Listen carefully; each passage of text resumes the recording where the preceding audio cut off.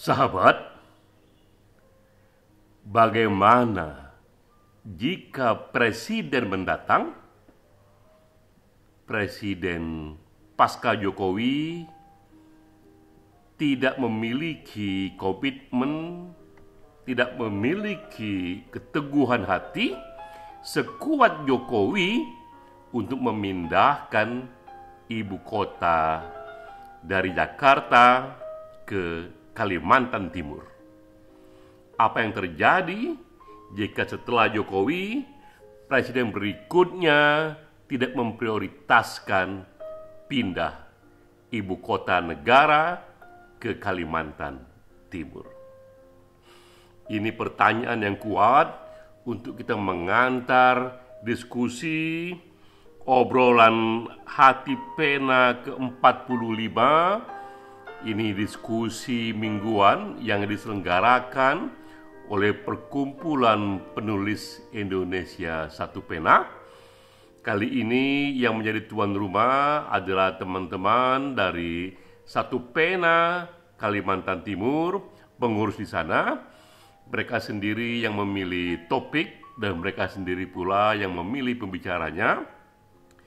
Topik yang dipilih kali ini mengenai sumbangsi penulis untuk kebudayaan Kalimantan Timur. Ini topik yang begitu luas, begitu banyak yang dikandung. Saya ingin menajamkan kepada satu isu saja, tetap soal Kalimantan Timur, tapi ini isu yang di depan mata, isu yang memang sedang hangat-hangatnya. Bisa dikatakan isu ini menempati panggung utama diskusi di ruang publik, yaitu mengenai pindahnya ibu kota negara ke Kalimantan Timur. Dan gagasan saya atau tesis saya menyatakan bahwa pindah ibu kota ke Kalimantan Timur itu perlu lebih dimarketingkan. Kita mulai dengan slide pertama. Ini berita di CNN 19 Januari 2022 ya. Ini dari Bappenas beritanya yang sudah mengikrarkan bahwa ibu kota segera pindah ke Kalimantan Timur semester 1 tahun 2024. Berarti 2 tahun lagi ibu kota akan resmi dipindahkan beroperasi dari Kalimantan Timur. Berita yang sama dari CNN juga, ini Presiden Jokowi sendiri menyatakan bahwa ia berharap merayakan HUT RI ke-79, hari ulang tahun proklamasi RI yang ke-79 tahun 2024, itu dirayakan pertama kalinya dalam sejarah di ibu kota baru di Kalimantan Timur. Inilah target-target yang sudah dinyatakan oleh pejabat publik, bahkan oleh presiden sendiri, dan sudah bisa kita baca di publik. Masalahnya seberapa mudah ini dilakukan, karena usia jabatan Jokowi praktis tinggal 2 tahun lagi, dan Jokowi masih disibukkan oleh isu-isu pandemi. Nah, ini pertanyaannya, akankah presiden baru di tahun 2024 sampai 2029 dan berikutnya lagi, dan presiden berikutnya lagi, apakah ia akan tetap melanjutkan pindah ibu kota, mengingat misalnya begitu banyak tantangan yang kini ada? Apakah ia melanjutkan legacy dan political will dari Jokowi, atau ia tidak lagi memprioritaskannya, atau bahkan merevisi rencana pindah ibu kota? Ini pertanyaan penting yang perlu kita antisipasi untuk kita memahami masa depan dari pindahnya ibu kota ke Kalimantan Timur. Memang ini tanggalnya 15 Februari 2022. Pindah ibu kota itu sudah ditetapkan dalam undang-undang. Jadi undang-undang sudah mengharuskan untuk pindah ibu kota, Tapi pun kita tahu dalam praktek undang-undang, setiap undang-undang pun bisa dimodifikasi, bahkan bisa dibatalkan, tergantung juga seberapa mudah undang-undang itu dijalankan dan seberapa ia didukung oleh publik luas, terutama didukung oleh pemerintahan yang saat itu tengah berkuasa, yang mendapatkan mandat rakyat langsung. Ini kritik pertama. Jadi kita paparkan dulu beberapa kritik yang ada, yang semuanya sudah tertulis di ruang publik, dan bagaimana kita merespon kritik itu. Kritik pertama menyatakan bahwa benar sudah ada undang-undang yang sudah digariskan oleh DPR dan pemerintah saat itu. Namun kritik pertama adalah undang-undang IKN itu, ibu kota negara itu, diproses terlalu cepat. Ya, diproses hanya 42 hari. Ini termasuk proses undang-undang tercepat dalam sejarah undang-undang Indonesia. Akibatnya minim partisipasi publik. Apa signifikansi dari minim partisipasi publik? Ini artinya bahwa sangat mungkin begitu banyak pandangan-pandangan publik luas, para ahli yang tak sempat terakomodasi, yang sebenarnya sangat besar fungsinya untuk menunjukkan titik lemah dari kebijakan ini, sehingga sebelum menjadi undang-undang ia sempat dilakukan satu modifikasi. Dengan minimnya partisipasi publik, tersirat juga di sana bahwa undang-undang ini sangat mungkin juga masih banyak kelemahan-kelemahan jika ditilik dari berbagai perspektif dan data-data yang strategis. Kritik kedua ini umumnya diberikan oleh para ekonom bahwa dana yang dibutuhkan untuk pindah ibu kota, untuk membangun infrastruktur minimal di sana, itu dibutuhkan sekitar 466 sampai 486 triliun rupiah. Masalahnya momennya.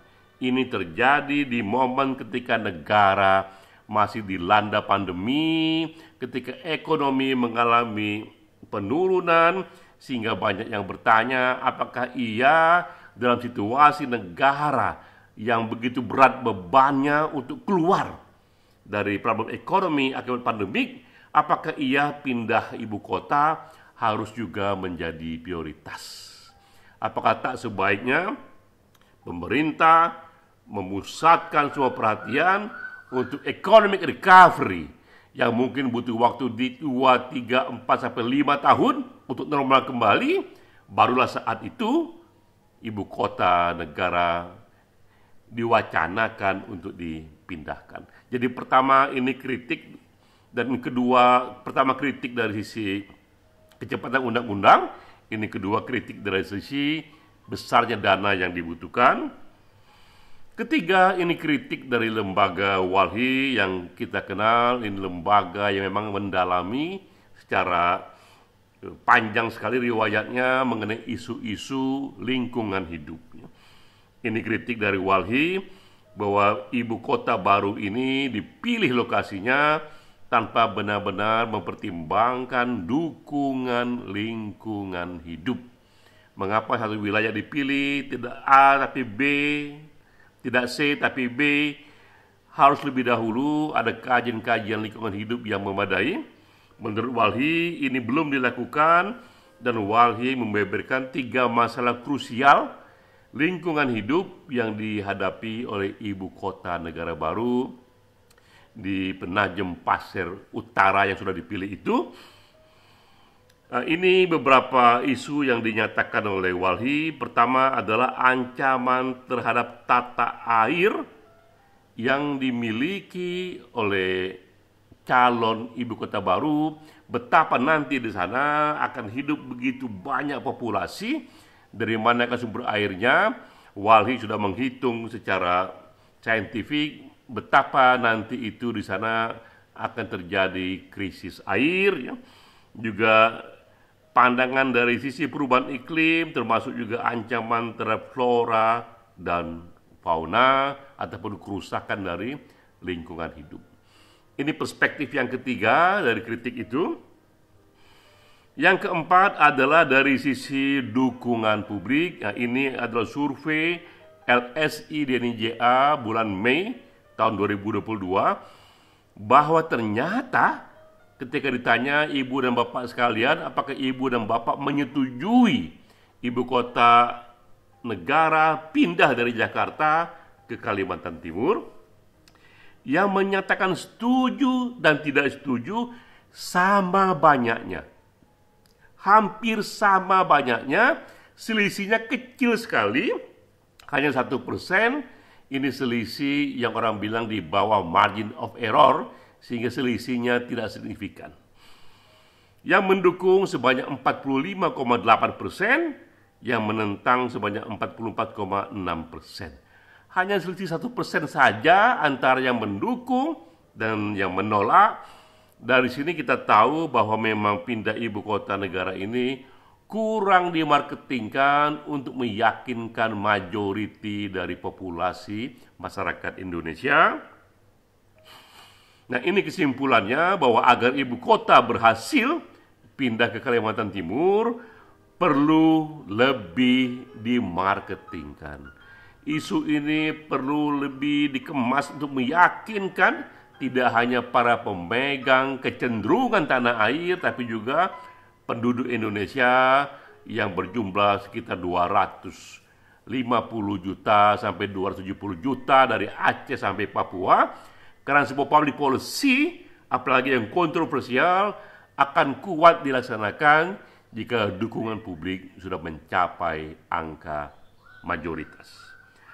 Ada pula penyebab tambahan mengapa isu pindah ibu kota ini akan menjadi ganjalan setelah Jokowi tak lagi berkuasa.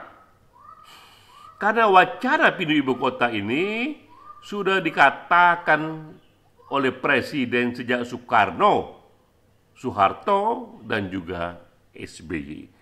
Jadi ini wacana pindah ibu kota sebenarnya wacana sudah panjang sekali, namun hingga kini tak kunjung terjadi. Walau kita tahu di era Jokowi lah wacana ibu kota Jakarta dirumuskan secara lebih official, secara lebih konkret, karena sudah disahkan melalui undang-undang, juga sudah dihitung segala bentuk roadmap-nya untuk pindah pertama kali di era pemerintahan Jokowi. Tahun 57, Bung Karno sendiri pernah menyatakan bahwa ibu kota baru Indonesia nanti, ujar Bung Karno, maka ke depan ibu kota negara akan pindah ke Palangkaraya di Kalimantan Tengah. Itulah yang Bung Karno ucapkan, diucapkan itu lebih dari 2 kali. Pak Harto pun tak ketinggalan. Di era Pak Harto tahun 66 sampai 98, Pak Harto pun pernah menyatakan dan bahkan merencanakan, sudah pula membuat infrastruktur awalnya, bahwa ibu kota baru akan pindah, tapi bukan ke Palangkaraya, namun ke Jonggol, Bogor, Jawa Barat. Sudah ada 2 presiden sebelum Jokowi yang menyatakan ini, dan pun SBY pun menyatakannya pula, tapi SBY membuka pilihan bahwa Jakarta boleh jadi tetap ibu kota negara, namun pusat pemerintahan saja yang dipindahkan.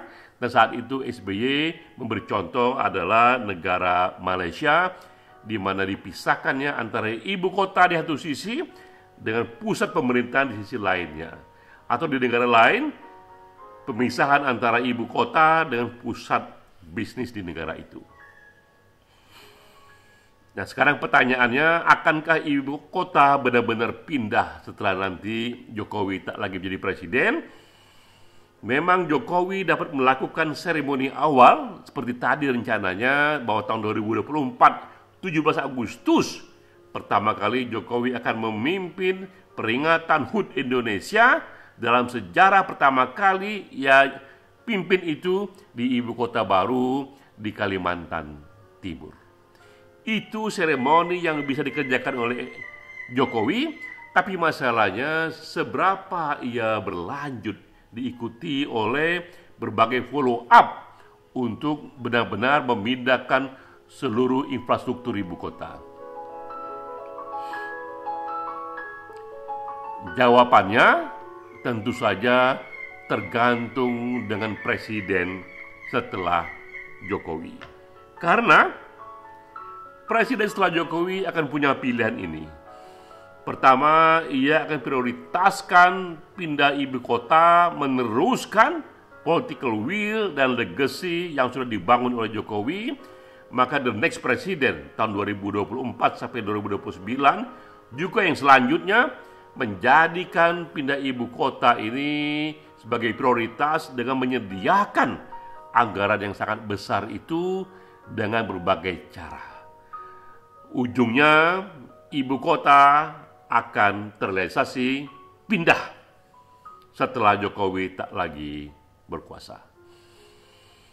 Yang kedua, sangat mungkin juga terjadi presiden mendatang tidak memprioritaskan itu. Ia berhenti sebagai perintah undang-undang saja, tapi ini akan bisa dikatakan diabaikan untuk dijalankan dengan dalih, dengan alasan bahwa presiden sekarang ini menghadapi masalah yang lebih urgen, masalah yang lebih penting untuk kehidupan rakyat, termasuk recovery ekonomi, ataupun misalnya konsolidasi politik, akibat ia adalah penguasa baru, sehingga ia lebih memfokuskan perhatian kepada hal-hal yang lebih basic dibandingkan pindah pada ibu kota. Pilihan ketiga, presiden baru akan memodifikasinya. Ia katakan bahwa benar saya akan menjalani ini, tapi saya revisi, termasuk undang-undangnya pun akan ia jalankan dengan revisi. Direvisi dulu undang-undangnya itu, bahwa yang dipindahkan itu hanya pusat pemerintahan saja ke Kalimantan Timur, tapi Jakarta tetap sebagai ibu kota negara dan kota bisnis seperti di Malaysia. Nah, ini contoh kasus di Malaysia, bahwa di Malaysia itu yang dipindahkan memang hanya pusat pemerintahan saja ke Putrajaya. Tapi Kuala Lumpur tetap menjadi ibu kota sekaligus menjadi kota bisnis. Apakah kasus Malaysia ini akan menjadi model bagi presiden berikutnya setelah Jokowi? Inilah pertanyaan yang perlu kita antisipasi. Tapi sekali lagi, bagi teman-teman tak hanya di Kalimantan Timur, bagi penulis, tapi tak hanya penulis, juga politisi, pemimpin masyarakat, pengusaha, para penentu kecenderungan, dan juga para publik luas, juga mass media, sekarang ini memang terbuka kesempatan untuk lebih memarketingkan, lebih memasyarakatkan isu untuk pindah ibu kota dari Jakarta ke Kalimantan Timur. Jika memang itu pilihannya. Masalahnya adalah dukungan terhadap isu ini tidak terlalu kuat. Yang mendukung dan yang kontra sama kuatnya, dan yang akan jauh lebih signifikan lagi apabila presiden mendatang pasca Jokowi, baik secara terang-terangan atau secara diam-diam, ia tak lagi menjadikan ini sebagai prioritas. Itulah tantangan yang dihadapi oleh teman-teman, terutama di Kalimantan Timur, yang sangat ingin ibu kota pindah ke provinsi itu. Salam.